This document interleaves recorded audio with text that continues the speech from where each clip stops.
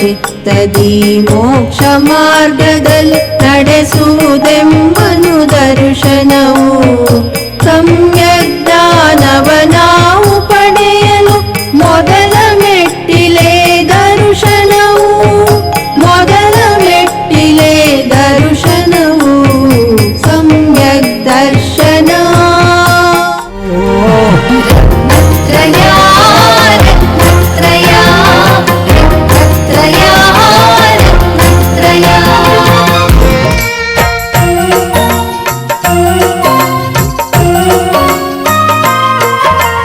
ಉಪವನ ಭೂಮಿಯ ಬಗ್ಗೆ ಶ್ರೀಮತಿ ನೀರಜಾ ನಾಗೇಂದ್ರ ಕುಮಾರ್ ಅವರು ಅದರ ವಿವರಣೆಯನ್ನು ನೀಡ್ತಾರೆ.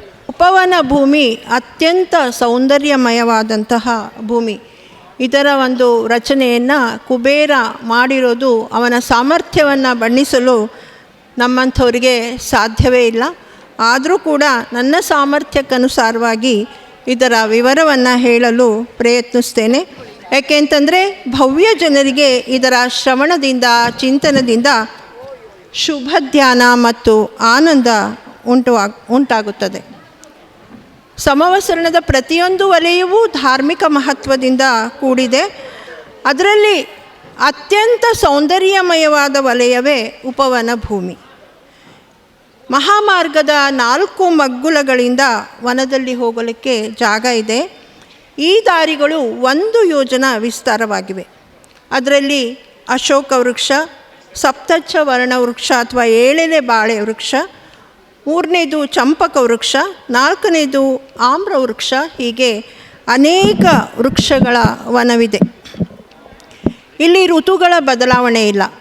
ಅಂದರೆ ಯಾವಾಗಲೂ ಈ ವೃಕ್ಷಗಳು ಹೂವು ಹಣ್ಣುಗಳಿಂದ ಕೂಡಿ ಪಕ್ಷಿಗಳನ್ನು ಮತ್ತು ಭ್ರಮರಗಳನ್ನು ಆಕರ್ಷಿಸ್ತಾ ಇವೆ.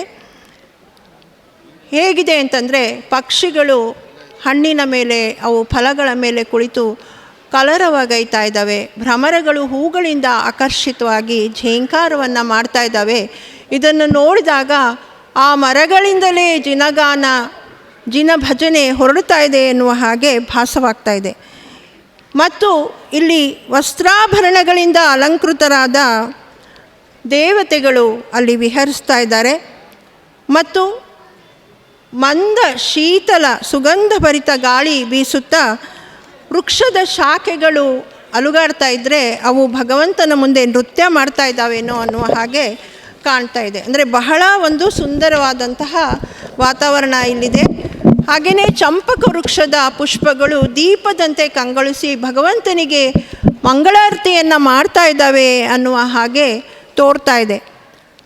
ನೆಲ ಇಲ್ಲಿ ಸುವರ್ಣದ ಧೂಳಿನಿಂದ ವ್ಯಾಪಿಸಲ್ಪಟ್ಟಿದೆ ಉಪವನ ಭೂಮಿಯಲ್ಲಿ. ಮತ್ತು ವೃಕ್ಷಗಳು ತೇಜಸ್ಸಿನಿಂದ ಕೂಡಿವೆ. ಆದ್ದರಿಂದ ಇಲ್ಲಿ ಹಗಲು ರಾತ್ರಿಗಳ ಭೇದವಿಲ್ಲ, ಯಾವಾಗಲೂ ಪ್ರಕಾಶವಿರುತ್ತದೆ. ಆದರೆ ಪ್ರಕಾಶವಿದ್ದರೂ ಕೂಡ ಅಲ್ಲಿ ಶಾಖವಿರೋದಿಲ್ಲ. ಯಾಕೆಂದರೆ ವೃಕ್ಷಗಳ ಶೀತಲತೆಯ ಪ್ರಭಾವ ನಿಮಗೆಲ್ಲ ಗೊತ್ತಿರ್ಬೋದು. ಎಲ್ಲಿ ವೃಕ್ಷಗಳಿರ್ತಾವೋ ಅಲ್ಲಿ ಶೀತಲತೆ ಇದ್ದೇ ಇರುತ್ತೆ, ತಾಪವಿರೋದಿಲ್ಲ. ಮತ್ತು ಈ ವನಗಳಲ್ಲಿ ತ್ರಿಕೋಣ ಮತ್ತು ಚತುಷ್ಕೋನ ಆಕಾರದ ಬಾವಿಗಳು ಅಲ್ಲಿವೆ. ಅಲ್ಲಿ ನಿರ್ಮಲ ನಿರ್ಜಂತುಕ ಪವಿತ್ರವಾದ ಜಲವಿದೆ. ಭಗವಂತನ ದಿವ್ಯಧ್ವನಿಯ ಪ್ರಭಾವ ಅದು. ಅತ್ಯಂತ ಪವಿತ್ರವಾದ ಜಲ ಅಲ್ಲಿದೆ. ಮತ್ತು ಮತ್ತೊಂದು ಅಂದರೆ ಸಪ್ತಚ್ಛವನದ 7 ಬಾಳೆವನ, ಅಲ್ಲಿ ಭಗವಂತನ 7 ಪರಮ ಸ್ಥಾನಗಳನ್ನು ಅವು ಪ್ರತಿಬಿಂಬಿಸ್ತಾ ಇದ್ದಾವೆ. ಯಾವ್ಯಾವು ಅಂದರೆ ಸಜ್ಜಾತಿ, ಸದ್ಗೃಹಸ್ಥ್ಯತ್ವ, ಯತಿತ್ವ, ದೇವೇಂದ್ರತ್ವ, ಚಕ್ರವರ್ತಿತ್ವ, ಅರಹಂತತ್ವ ಮತ್ತು ನಿರ್ವಾಣ. ಇವು 7 ಪರಮ ಸ್ಥಾನಗಳು. ಇವು ಪ್ರತಿನಿಧಿಸುವಂತೆ ಕಾಣ್ತಾ ಇದೆ. ಮತ್ತು ಒಂದು ಉಪವನ ಅಂದರೆ ಈಗಲೂ ಕೂಡ ನಿಮಗೆಲ್ಲ ನೋಡಿರ್ಬೋದು, ಅಲ್ಲಿ ಸ್ಟೇಡಿಯಂ ಇರುತ್ತೆ. ಅಂದರೆ ಕ್ರೀಡಾ ಮಂಟಪಗಳು, ಪ್ರೇಕ್ಷಕರ ಗೃಹ ಅಂದರೆ ಆಡಿಯನ್ಸ್ ಗ್ಯಾಲರಿ, ಕ್ರೀಡಾ ಪರ್ವತಗಳು, ರತ್ನ ಮಂದಿರಗಳು ಇವೆಲ್ಲ ಇಲ್ಲಿ ಇರ್ತವೆ. ಅಂದರೆ ಭೋಗಕ್ಕೆ ಬೇಕಾದಂತಹ ಪರಿಸರ ಇಲ್ಲಿ ಇದೆ. ಭೋಗಕ್ಕೆ ಬೇಕಾದಂತಹ ಪರಿಸರ ಇಲ್ಲಿದ್ದರೂ ಕೂಡ ಅಲ್ಲಿನ ಮಂದ ಗಾಳಿ, ಸುಗಂಧಯುಕ್ತ ಗಾಳಿ, ಪಕ್ಷಿಗಳ ಕಲರವ ಇವೆಲ್ಲ ನಮ್ಮನ್ನು ಧ್ಯಾನಾವಸ್ಥೆಗೆ ಕರೆದೊಯ್ತಾ ಇದೆ. ಈ ಥರ ಈ ಉಪವನ ಭೂಮಿ ದೇವತೆಗಳ ದಿವ್ಯ ಶಕ್ತಿಯಿಂದ ಸಂಪೂರ್ಣವಾಗಿ ಅಹಿಂಸಾ ತತ್ವದ ಆಧಾರದ ಮೇಲೆ ನಿಂತಿರುವಂತಹ ಪವಿತ್ರ ಭೂಮಿ. ಇಲ್ಲಿ ಪ್ರಾಕೃತಿಕವಾಗಿ ವೈರಭಾವದಿಂದ ಇರುವಂತಹ ಜೀವಿಗಳು ಕೂಡ ಮೈತ್ರಿ ಭಾವದಿಂದ ವರ್ತಿಸ್ತವೆ. ಅಂದರೆ ಆನೆ, ಸಿಂಹ, ಹುಲಿ, ಜಿಂಕೆ, ಹಾವು, ನವಿಲು ಇವೆಲ್ಲ ಪರಸ್ಪರ ಮೈತ್ರಿ ಭಾವದಿಂದ ಇಲ್ಲಿ ವರ್ತಿಸ್ತಾ ಇದ್ದಾವೆ. ಹಾಗಾಗಿ ಇವು ಧಾರ್ಮಿಕ ದೃಷ್ಟಿಯಿಂದ ಸಂಯಮ ಮತ್ತು ವೈರಾಗ್ಯದ ಪ್ರತೀಕವಾಗಿದೆ. ಮತ್ತು ಇಲ್ಲಿ ಬಾವಿ ಏನಿದೆ, ಇಲ್ಲಿ ಸ್ನಾನ ಮಾಡುವ ಜೀವಿಗೆ ಒಂದು ಈ ಭವ, ಮುಂದಿನ ಭವ, ಹಿಂದಿನ ಭವ, ಇದರ ಭವಗಳು ಸ್ಪಷ್ಟವಾಗಿ ಗೋಚರವಾಗಿ ಜೀವಿಗೆ ಸಂಸಾರದ ನಶ್ವರತೆ ಅರಿವಾಗಿ ವೈರಾಗ್ಯ ಭಾವನೆ ಸ್ಥಿರವಾಗುತ್ತದೆ. ನಾನು ದೇಹವಲ್ಲ, ನಾನು ಆತ್ಮ ಎಂಬ ಭಾವನೆ ಪ್ರಬಲವಾಗಿ ಆಗುತ್ತೆ, ಆತ್ಮೋದ್ಧಾರವಾಗುತ್ತೆ. ಆದ್ದರಿಂದಲೇ ನಾವು ಈ ಉಪವನ ಭೂಮಿಯ ಬಗ್ಗೆ ನಾವು ವಿಶೇಷವಾಗಿ ತಿಳ್ಕೊಳ್ಬೇಕು. ಹಾಗೆಯೇ ಮತ್ತೊಂದು ವಿಷಯ ಅಂದರೆ ಇಲ್ಲಿರುವ ಚೈತ್ಯ ವೃಕ್ಷಗಳು ಇವು 3 ಕೋಟೆಗಳಿಂದ ಸುತ್ತುವರೆದಿದ್ದು 4 ದಿಕ್ಕಿನಲ್ಲಿ 4 ಗೋಪುರಗಳಿಂದ ಕೂಡಿದ್ದಾಗಿ ಅಷ್ಟಮಂಗಲಗಳಿಂದ ಅಲಂಕೃತವಾಗಿರುತ್ತವೆ. ಮತ್ತು ಈ ವೃಕ್ಷದ ಬುಡದಲ್ಲಿ 4 ದಿಕ್ಕುಗಳಲ್ಲೂ ಪ್ರಕಾಶಮಾನವಾದ ಜಿನ ಪ್ರತಿಮೆಗಳು, ಇವು ಸುವರ್ಣಮಯ ಪ್ರತಿಮೆಗಳಾಗಿರುತ್ತವೆ. ಆದ್ದರಿಂದಲೇ ಇದು ಅಷ್ಟೊಂದು ಪ್ರಕಾಶಮಾನವಾಗಿರುತ್ತದೆ. ಸೊ ಈ ದಿವ್ಯ ಉದ್ಯಾನ ಏನಿದೆ, ಉಪವನ ಉದ್ಯಾನ, ನಮ್ಮ ಆತ್ಮ ಜಾಗೃತಿಯ ದರ್ಪಣ ಮತ್ತು ಮೋಕ್ಷ ಮಾರ್ಗದ ಸೋಪಾನ ಅಂತ ಹೇಳ್ತಾ ಉಪವನ ಭೂಮಿಯ ವರ್ಣನೆಯನ್ನು ನಾನಿಲ್ಲಿಗೆ ಸಮಾಪ್ತ ಮಾಡ್ತೀನಿ. ಈ ಸಮೋಸರಣದಲ್ಲಿರುವಂಥ ಕಲ್ಪಭೂಮಿಯಲ್ಲಿರುವಂಥ ಕಲ್ಪವೃಕ್ಷಗಳಲ್ಲಿ ಜನರು ಆ ಕಲ್ಪವೃಕ್ಷಗಳಲ್ಲಿ ಬೇಡಿದರೆ ಅಂತಹ ವಸ್ತುಗಳನ್ನು ಅವರಿಗೆ ನೀಡುತ್ತದೆ. ಈ ಕಲ್ಪವೃಕ್ಷಗಳಿಗೆ ಸುಂದರವಾದ ಲತೆಗಳಿಂದ, ಬಳ್ಳಿಗಳಿಂದ ಕೂಡಿರುತ್ತದೆ.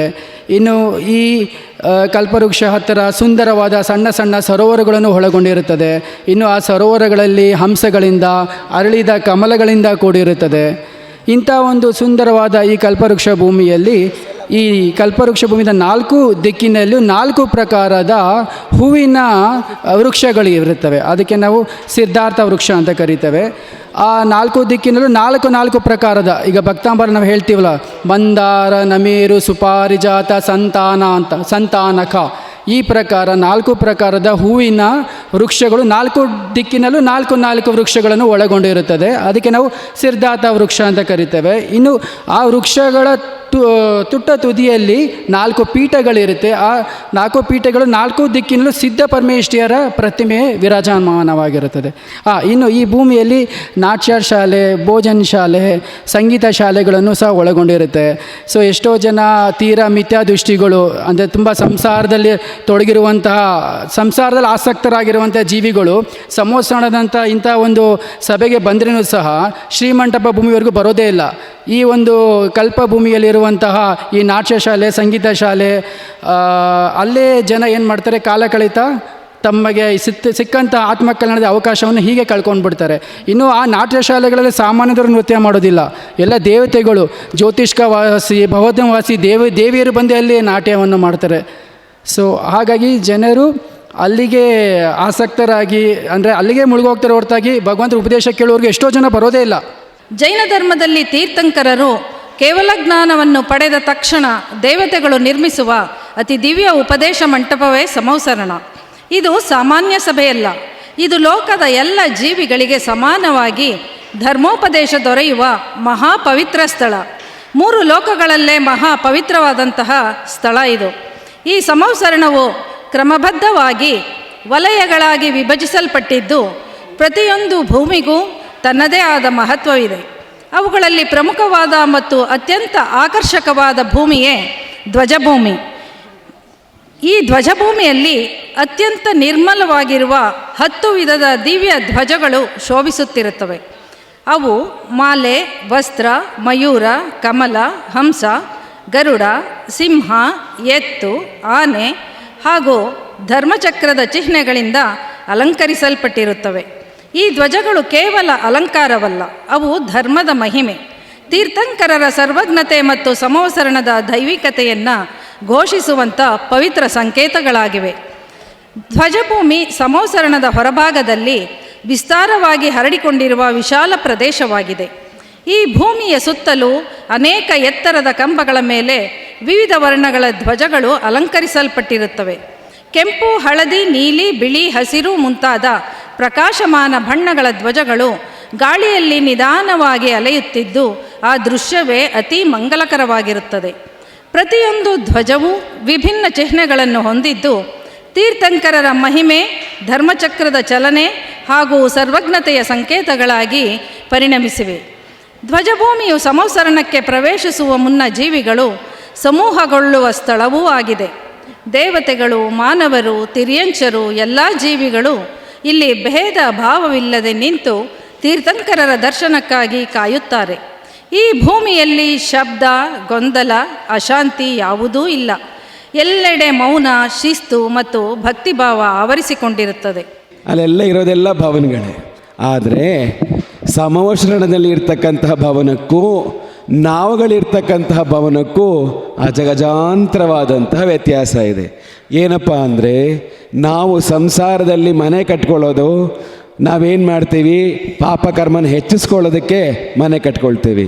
ಆದರೆ ಸಮವಸರಣದಲ್ಲಿ ಇರ್ತಕ್ಕಂತಹ ಭವನಗಳು ಯಾವ ಜೀವಿ ಆತ್ಮದ ಉನ್ನತಿಗೆ ಹೆಚ್ಚು ಪ್ರಾಮುಖ್ಯತೆ ಕೊಡ್ತಾರೋ ಅವರು ಯಾವಾಗಲೂ ಆತ್ಮಧ್ಯಾನ, ತಪಸ್ಸು, ಮನಸ್ಸು ಬಹಳ ಶಾಂತಿಯಾಗಿ ಇರೋದಕ್ಕೆ ಆ ಭವನ ಭೂಮಿಯನ್ನು ನಿರ್ಮಾಣ ಮಾಡಲಾಗಿದೆ.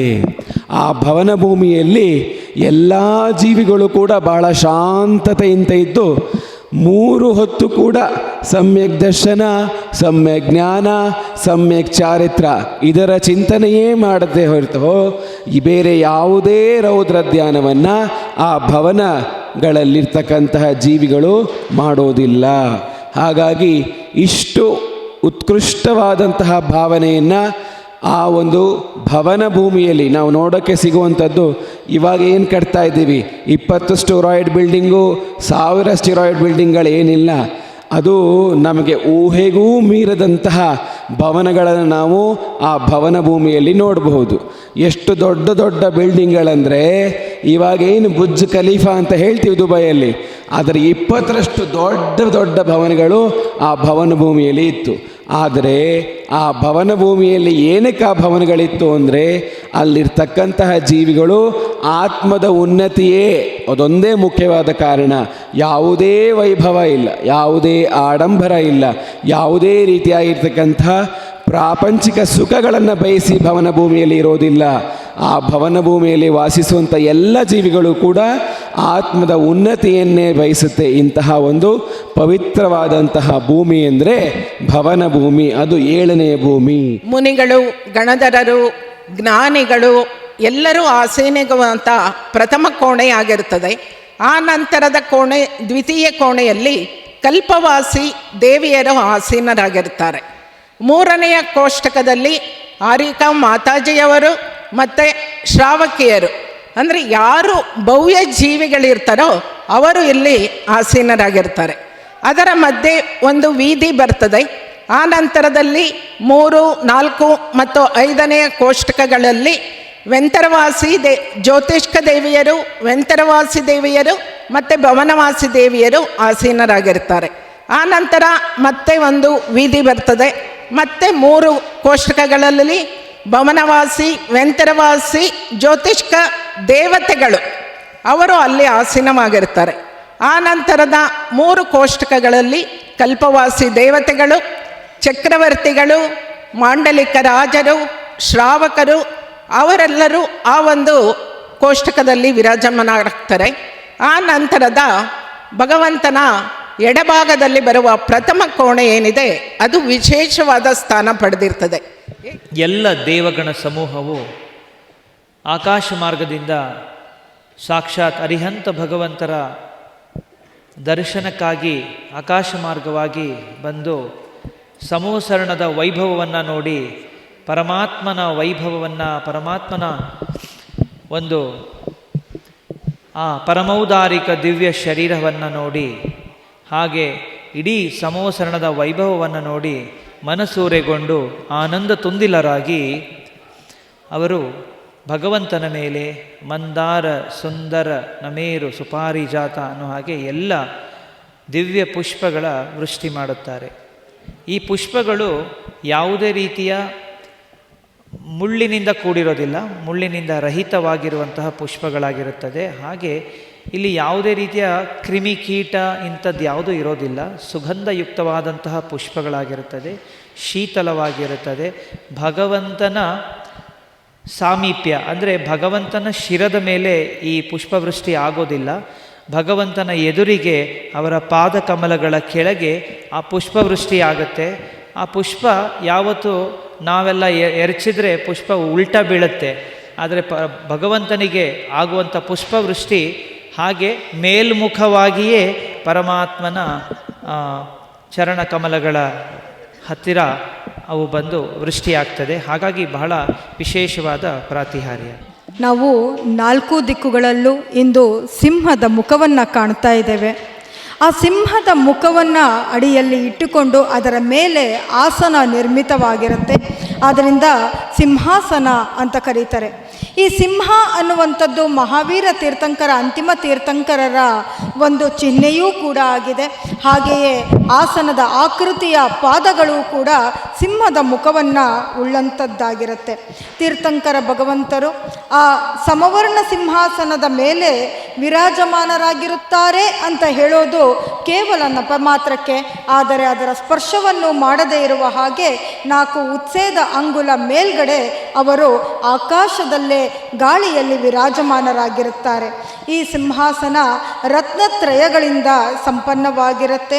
ರತ್ನ ಖಚಿತ ಸಿಂಹಾಸನವು ಅದಾಗಿರುತ್ತೆ. ರತ್ನತ್ರಯದ ವೀಕ್ಷಕರಿಗೆಲ್ಲ ವಂದನೆಗಳು. ಸಮ ಎಂದರೆ ಸಮತೆ, ವಸರಣ ಎಂದರೆ ಆಸೀನವಾಗುವ ವ್ಯವಸ್ಥೆ ಎಂದು ಸೂಚಿಸುತ್ತದೆ. ಲಿಂಗ, ಜಾತಿ, ವರ್ಣ ಭೇದವಿಲ್ಲದೆ ಧರ್ಮಶ್ರವಣ ಮಾಡುವ ಪವಿತ್ರ ಸ್ಥಾನವಾಗಿದೆ. ಇದು ಭೌತಿಕ ಕ್ಷೇತ್ರವಲ್ಲ. ಮೃದು ಬೆಳಕಿನಲ್ಲಿ ಮಿನುಗುತ್ತಿರುವ ವೃತ್ತಾಕಾರದ ದಿವ್ಯ ವೇದಿಕೆ, ಆ ವೇದಿಕೆಯ ಮಧ್ಯದಲ್ಲಿ ಶುದ್ಧ ಸ್ಫಟಿಕದಂತೆ ಪ್ರಕಾಶಿಸುವ ಉನ್ನತ ಸಿಂಹಾಸನ. ಸಿಂಹಾಸನದ ಮೇಲೆ ಅಚಲ ಶಾಂತಿಯ ಮೂರ್ತಿಯಾಗಿ ಕಮಲಾಸನದಲ್ಲಿ ವಿರಾಜಮಾನರಾದ ತೀರ್ಥಂಕರ ಭಗವಂತರು. ಮುಖದಲ್ಲಿ ಪರಮ ಕಾರುಣ್ಯ, ನೇತ್ರಗಳಲ್ಲಿ ಅನಂತ ಜ್ಞಾನ. ಅವರ ಹಿಂದೆ ಅಶೋಕ ವೃಕ್ಷ ಎಲೆಗಳೆಲ್ಲ ರತ್ನಗಳಂತೆ ಮಿನುಗುತ್ತಿವೆ. ಅದರಿಂದ ಬೀಳುವ ನೆರಳು ಕೂಡ ಶೀತಳ ಹಾಗೂ ಪವಿತ್ರ. ಅವರು ಮತ್ತೊಬ್ಬರಿಗೆ ಉಪದೇಶವನ್ನು ಕೊಡಬೇಕು ಎನ್ನುವುದು ಇಲ್ಲ. ಹಾಗಾಗಿ ಅವರ ಒಂದು ಪ್ರಾತಿಹಾರ್ಯವೋ ಎಂಬಂತೆ ತನ್ನಿಂದ ತಾನೇ ಅನಾಯಾಸವಾಗಿ ಹೊರಬರುತ್ತಿರುವಂತಹ ಆ ಶಬ್ದ ಜೇಂಕಾರಕ್ಕೆ ಓಂ ಅನ್ನುವಂತಹ ಬೀಜಾಕ್ಷರ ಅಂತ ಕರೆದ್ರು. ಆ ಬೀಜವೇ ದ್ವಾದಶಾಂಗ ಶಾಸ್ತ್ರಗಳ ಸೃಷ್ಟಿಗೆ ಕಾರಣವಾಯಿತು, ದಿವ್ಯವಾಯಿತು, ಧ್ವನಿಯಾಯಿತು. ಆದ್ದರಿಂದ ಇದನ್ನೂ ಕೂಡ ಸ್ಪರ್ಶರಹಿತವಾದಂತಹ ಶಬ್ದವಾದ್ದರಿಂದ ಪ್ರಾತಿಹಾರ್ಯ ಅಂತ ಆಹ್ವಾನಿಸಿದ್ದಾರೆ, ಸಂಬೋಧಿಸಿದ್ದಾರೆ. ಭಗವಂತನಿಗೆ ಏನಕ್ಕೆ 3 ಕೊಡೆ, ನಮ್ಗೆ ಯಾಕೆ ಒಂದೇ ಕೊಡೆ? ಭಗವಂತನಿಗೆ ಮಳೆ ಬಿದ್ದರೆ ಇದಾಗಬಾರ್ದು, ತೊಂದರೆ ಆಗಬಾರ್ದು ಅಂತನಾ? ಯಾಕದು 3 ಕೊಡೆ ಅಂತ ನಾವು ಅಜ್ಞಾನದಿಂದ ಕೇಳ್ತಿದ್ವಿ. ಆದರೆ ಅದರಲ್ಲಿ ನಮಗೆ ಉತ್ತರ ಹೀಗೆ ಭಗವಂತ ಎಲ್ಲರಿಗಿಂತ ಶ್ರೇಷ್ಠ ಅಲ್ವಾ, ಹಾಗಾಗಿ ಅವ್ರಿಗೆ 3 ಕೊಡೆ, ನಮ್ಗೆ 1 ಕೊಡೆ ಅಂತ. ಆದರೆ ನಾವು ಇವಾಗ ತಿಳ್ಕೊಳ್ಳುವಾಗ ಗೊತ್ತಾಗುತ್ತೆ, 3 ಲೋಕದ ಒಡೆಯ ಎಲ್ಲ ಕಡೆ ಹೇಳ್ತೀವಿ. ಊರ್ಧ್ವಲೋಕ, ಮಧ್ಯಲೋಕ ಮತ್ತು ಅಧೋಲೋಕದ ಒಡೆಯ. ಅಂದರೆ ಆ 3 ಲೋಕಗಳಿಗೆ ಒಡೆಯ ಯಾವಾಗ ಆಗ್ತಾನೆ ಅಂದರೆ, ಯಾವಾಗ ಒಬ್ಬ ಲೋಕಾಧಿಪತಿ ಅಥವಾ ಒಬ್ಬ ನಾಯಕ ಅಥವಾ ಒಬ್ಬ ಧರ್ಮ ಪ್ರವರ್ತಕ ಯಾವಾಗ ತನ್ನ ಉಪದೇಶದಿಂದ, ಯಾವಾಗ ತನ್ನ ಜ್ಞಾನೋಪದೇಶದಿಂದ ಪರರ ಆತ್ಮಕಲ್ಯಾಣವನ್ನು ಮಾಡಲು ಶಕ್ಯನಿದ್ದಾನೋ, ಹಾಗೆ ಅವನ ಒಂದು ದಿವ್ಯವಾಣಿಯಿಂದ ಅಥವಾ ಓಂಕಾರ ದಿವ್ಯ ಧ್ವನಿ ಸಹಿತವಾದಂತಹ ಉಪದೇಶ ಆದಾಗ ಯಾವಾಗ ಎಲ್ಲ 3 ಲೋಕದ ಜೀವಿಗಳಿಗೆ ಹಿತ ಉಂಟಾಗ್ತದೋ, ಅಥವಾ ಅವರ ಕೇವಲ ಜ್ಞಾನ ಪ್ರಾಪ್ತವಾದಾಗ ಎಲ್ಲ 3 ಲೋಕಗಳ ಪ್ರಾಣಿಗಳಿಗೆ ಹಿತ ಉಂಟಾಗ್ತದೋ, ಹಾಗಿದ್ದ ಮೇಲೆ ಹಿತವನ್ನು ಬಯಸುವಂತಹ ಆ ಲೋಕಾಧಿಪತಿ ಪರಮ ಜಿನೇಂದ್ರ ಭಗವಂತ ಅರಿಹಂತ ಇವನ ಮೇಲಿರುವಂತಹ ಆ ಮುಕ್ಕೊಡೆ 3 ಲೋಕದ ಅಧಿಪತಿಯನ್ನಾಗಿಸುತ್ತದೆ. ಹಾಗಾಗಿ ಈ ಅಷ್ಟ ಅಥವಾ 8 ಪ್ರಾತಿಹಾರ್ಯಗಳು ಪರಮಾತ್ಮನ ಅರಿಹಂತ ಭಗವಂತರ 46 ಗುಣಗಳಲ್ಲಿ ಈ 8 ಗುಣಗಳು ಕೂಡ ಒಂದಾಗಿದೆ. ಸಮವಸರಣ ಅನ್ನೋದು ದಿವ್ಯೋಪದೇಶದ ಒಂದು ವೇದಿಕೆ, ತಾತ್ವಿಕ ಅವಶ್ಯಕತೆ. ಇದು ಶಾಶ್ವತವಲ್ಲ. ಆ ಕಾರಣದಿಂದ ಇದರ ನಿರ್ಮಾಣ ಆಗಿದೆ ಅಂದರೆ ಇದರ ವಿಸರ್ಜನೆ ಕೂಡ ಆಗತ್ತೆ. ಎಲ್ಲಿವರೆಗೂ ತೀರ್ಥಂಕರರಿಗೆ ಮನವಚನ ಕಾಯದ ಒಂದು ಇರುವಿಕೆ ಇರುತ್ತೋ ಅಲ್ಲಿವರೆಗೂ ಈ ಸಮವಸರಣ ಸಭೆ ಇದೆ ಅಂತ ಅರ್ಥ. ಯಾವಾಗ ಅವರು 3ನೇ ಶುಕ್ಲ ಧ್ಯಾನ, ಸೂಕ್ಷ್ಮ ಕ್ರಿಯಾ ಪ್ರತಿಪಾತಿ ಮತ್ತು 4ನೇ ಶುಕ್ಲ ಧ್ಯಾನ ವಿಪರೀತ ಕ್ರಿಯಾ ವಿವೃತ್ತಿಯ ಕಡೆಗೆ ಅವರು ಹೊರಡ್ತಾರೋ ಆವಾಗ ವಚನ ಯೋಗ ನಿಂತು ಹೋಗುತ್ತೆ, ಇನ್ನು ಮಾತು ಅವರಿಂದ ಬರೋದಿಲ್ಲ. ಮನೋ ಪ್ರವೃತ್ತಿ ನಿಂತು ಹೋಗುತ್ತೆ, ಮನಸ್ಸು ಕಾರ್ಯವನ್ನು ಮಾಡೋದಿಲ್ಲ, ಶರೀರ ಮಾತ್ರ ನಿಂತಿರುತ್ತೆ. ಅವರ ಅಂತಿಮ ಶುಕ್ಲ ಧ್ಯಾನದ ಸಾಧಕ ಎಂಬಂತೆ ತಕ್ಷಣವೇ ಅವರು ತಿಳಿತಾರೆ, ಇನ್ನು ನಾನು ಹೊರಡಬೇಕು ಅಂತ ಸಮವಸರಣದಿಂದ ಹೊರ ಬರ್ತಾ ಇರ್ತಾರೆ. ಆ ಕ್ಷಣವೇ ಯಾವುದು ಸಮವಸರಣ ಕುಬೇರನ ವೈಕ್ರಿಕ ಶರೀರದ ರೂಪವಾಗಿ ನಿಂತಿತ್ತೋ ತಾನಾಗಿ ತಾನೇ ಕರಗಿ ಹೋಗುತ್ತೆ. ತಕ್ಷಣವೇ ಅವರು ಮಹಾವೀರ ತೀರ್ಥಂಕರರಿಗೆ 2 ದಿನಗಳು ಬೇಕಾಯಿತು ಅಂತಿಮ ಶುಕ್ಲ ಧ್ಯಾನದಿಂದ ನಿರ್ವಾಣ ಸಂದಲು. ಆದಿನಾಥ ಭಗವಂತರಿಗೆ 14 ದಿನಗಳು ಬೇಕಾಯಿತು. ಉಳಿದ ತೀರ್ಥಂಕರರಿಗೆ 1 ತಿಂಗಳುಗಳು ಬೇಕಾಯಿತು. ಅಯೋಗ ಕೇವಲ ಜ್ಞಾನಿಯಾದ ಮೇಲೂ ಮೋಕ್ಷಕ್ಕೆ ಸಂದಲು. ಆ ಕಾರಣದಿಂದ ಇದೊಂದು ತಾತ್ವಿಕ ಸಭೆ. ತಾತ್ವಿಕ ಸಭೆಯಾದರೂ ಶಾಶ್ವತವಾದುದಲ್ಲ. ಆದರೆ ಸಮವಸರಣವನ್ನು ನೋಡುವುದು ಒಂದೇ, ಸಮಸ್ತ ಲೋಕವನ್ನು ನೋಡುವುದು ಒಂದೇ. ಲೋಕದ ಒಂದು ವಿಜೃಂಭಣೆಯು ಇಲ್ಲಿದೆ. ಹಾಗೆಯೇ ಜಂಬೂದ್ವೀಪದ ಒಂದು ಯಾವ ವಾಸ್ತು ವಿನ್ಯಾಸ ಕ್ರಮವಿದೆಯೋ ಅದೂ ಸಮವಸರಣದಲ್ಲೇ ಇದೆ. ಆ ಕಾರಣದಿಂದ ಸಮವಸರಣ ಎಂದರೆ ಲೋಕದ ಮತ್ತೊಂದು ಸ್ವರೂಪ ಎಂದರೆ ತಪ್ಪಾಗಲಾರದು.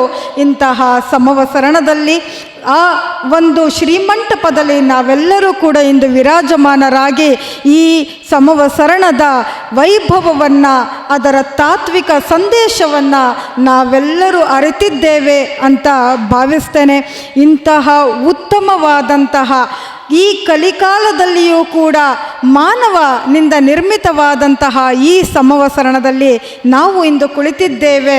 ಮುಂದೆ ಆ ದೇವಕೃತ ಸಮವಸರಣದಲ್ಲಿ ವಿರಾಜಮಾನರಾಗುತ್ತೇವೆ ಎನ್ನುವ ಭರವಸೆಯನ್ನು ಇಂದಿನ ನಮ್ಮ ಯುವ ಪೀಳಿಗೆ ನಮಗೆ ಕೊಟ್ಟಿದೆ. ಅಂದು ತಾಯಿಯ ಬೇಡಿಕೆಗೋಸ್ಕರ ಆ ಪೌದನಾಧೀಶನನ್ನು ಇಲ್ಲೇ ದಕ್ಷಿಣ ಕುಟ್ಕುಟೇಶ್ವರನನ್ನಾಗಿ ಚಾವುಂಡರಾಯ ನಿಲ್ಲಿಸಿದ. ಅದೇ ರೀತಿ ಇಂದಿನ ಯುವ ಶಕ್ತಿ ನಮ್ಮೆಲ್ಲರಿಗೂ ಕೂಡ ಅಂದು ಸಮವಸರಣ ಸಭೆಗೆ ಹೋಗಿರಬಹುದು, ಆದರೆ ಇಂದೂ ಕೂಡ ನೀವು ಹೋಗುವಂತಾಗಲಿ ಅಂತ ಹೇಳಿ ನಮಗೆಲ್ಲರಿಗೂ ಸಮವಸರಣದಲ್ಲಿ ವಿರಾಜಮಾನರಾಗಲಿಕ್ಕೆ ಅವಕಾಶವನ್ನು ಕಲ್ಪಿಸಿಕೊಟ್ಟು ಬಿಟ್ಟಿದೆ ಈ ಯುವ ಪೀಳಿಗೆಯ ಬುದ್ಧಿವಂತಿಕೆ.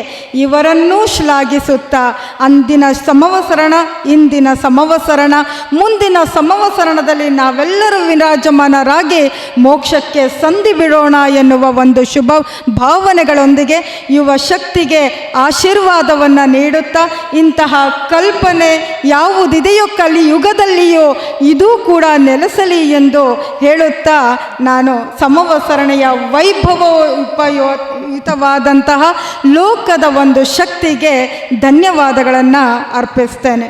ಸಮವಸರಣ ವರ್ಣನೆಯ ವಿಷಯದಲ್ಲಿ ಕುರಿತಾಗಿ ನಮ್ಮ ಜೊತೆಗೆ ಸಹಕಾರ ನೀಡಿದಂತಹ ಶ್ರೀಮತಿ ಪದ್ಮಿನಿ ಪದ್ಮರಾಜ್ ಮೇಡಮ್, ಶ್ರೀಮತಿ ಅಮಲಾಪ್ರಭು ಅವರು, ಭೂಷಣ್ ಜೈನ್ ಅವರು, ಡಾಕ್ಟರ್ ತೇಜಸ್ವಿನಿ ಮ್ಯಾಮ್ ಅವರು, ಹಾಗೆ ಡಾಕ್ಟರ್ ನೀರಜಾ ನಾಗೇಂದ್ರ ಕುಮಾರ್ ಅವರು, ಶ್ರೀಮತಿ ಪರಂಜ್ಯೋತಿ ಮೇಡಮ್, ಮತ್ತು ಹಾಗೆ ಧೀರಜ್ ಜೈನ್ ಮಳೆ ನರಸೀಪುರ, ಭೂಷಣ್ ಜೈನ್, ಸನಿಹಾ ನವೀನ್, ಹಾಗೆ ನಮ್ಮ ಜೊತೆಗೆ ಇಷ್ಟೊತ್ತು ಕೂತ್ಕೊಂಡು ಬ್ರಾಹ್ಮಿಲ ಮದನ್ ಅವರು, ಶ್ರೀಮತಿ ಬ್ರಾಹ್ಮಿಲ ಮದನ್ ಅವರು, ಸೊ ಎಲ್ಲರೂ ಕೂಡ ಸೇರಿ ಇದೊಂದು ಅಚ್ಚುಕಟ್ಟಾಗಿ ಒಂದಿಷ್ಟು ಗೊತ್ತಿರುವಂಥ ವರ್ಣನೆಯನ್ನು ತಿಳಿಸಿದ್ದೇವೆ.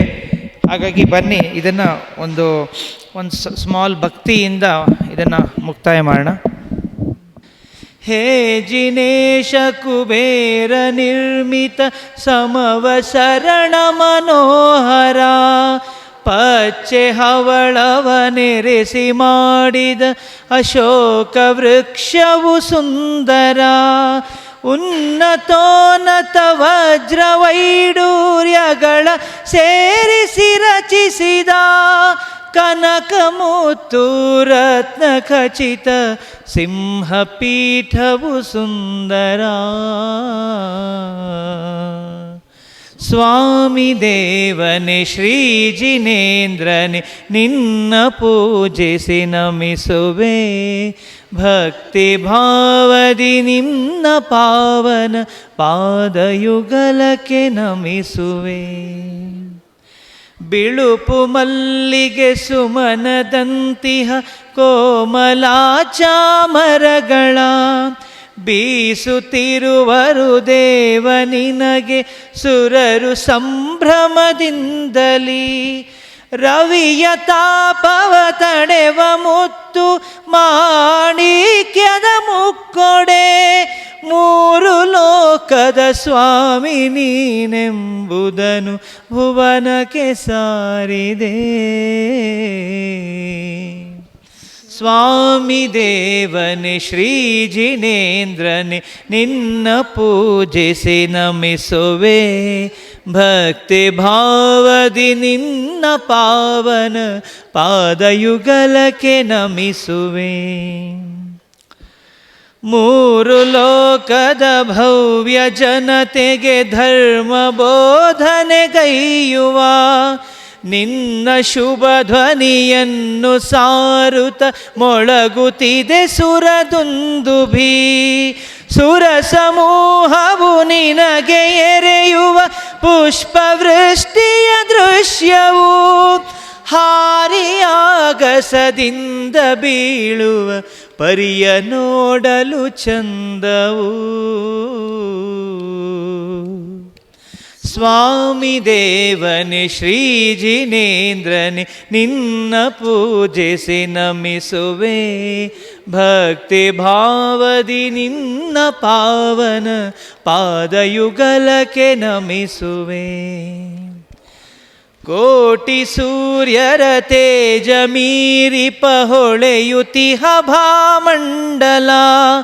ತಾಪವಿಲ್ಲದ ಚಂದ್ರಕಾಂತಿಯ ಹೋಲುತ್ತಲಿ ಮುದ ನೀವುದು. ಮೋಕ್ಷ ಮಾರ್ಗದ ಬೋಧೆಗೈಯುವ ನಿನ್ನ ವದನ ಸರೋಜದಿಂ. ಮೂಡಿ ಬರುತಿಹ ದಿವ್ಯ ಧ್ವನಿಯು ಧರ್ಮ ಸಾರವನರುಹಿದೆ.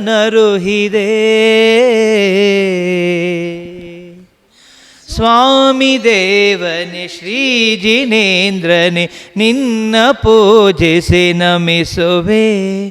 ಭಕ್ತಿ ಭಾವದಿ ನಿನ್ನ ಪಾವನ.